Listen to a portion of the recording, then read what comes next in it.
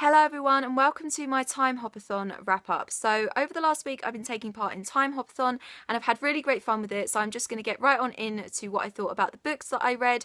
I read 4 books, 2 of them I gave 3 stars to and the other 2 I gave 4 stars to. So one of the books that I gave 3 stars to was The Little Prince by Antoine de Saint-Exupéry. This is a really short children's moral parable. It's essentially about a little boy who leaves his own planet to travel through space in search of adult lessons and lessons about human behaviour on other planets and things like that.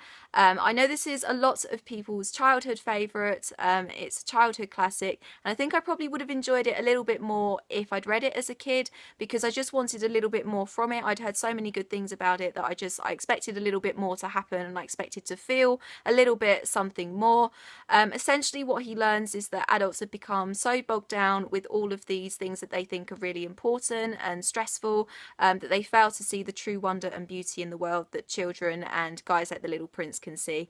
And that's pretty much all there is to it, and I just wanted a little bit more. I did really like the kind of dreamy, poetic style that it was told in, and the ending was quite emotional as well. That did bring a tear to my eye, but yeah, I just wanted a little bit more from it, but it was really cute while it lasted. Another book that I gave 3 stars to is Sense and Sensibility by Jane Austen. This is definitely not my favourite Jane Austen book. I just couldn't gel with any of the characters. I didn't like any of them from the start. I did start to like one of them, Eleanor, towards the end, but because of that it was just really, really difficult for me to get through. It took me a lot longer than I wanted it to take me to read.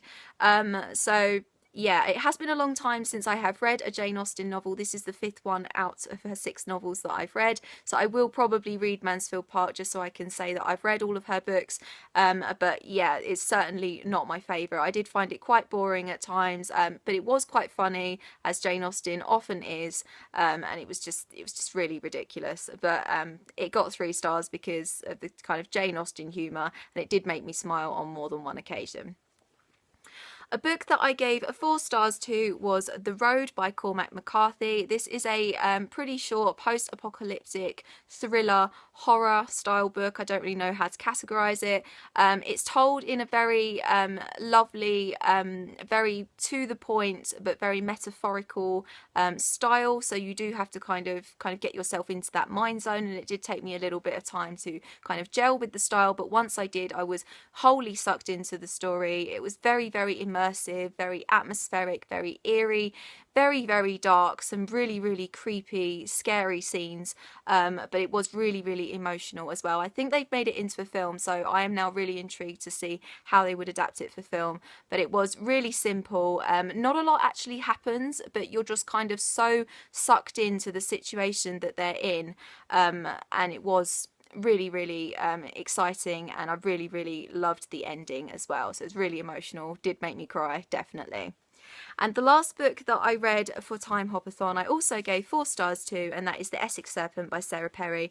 I did write a full review of this on my blog, so I will leave a link to that review in the description down below so you can see all of my deeper thoughts and feelings on it. This is a historical fiction that won a lot of awards when it came out last year.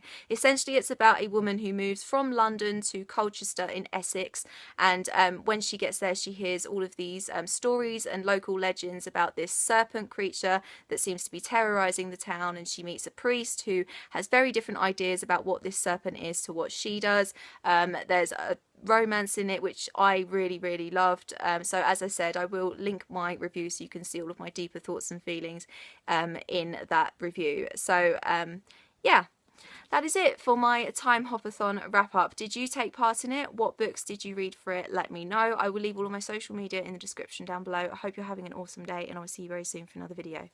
Bye bye.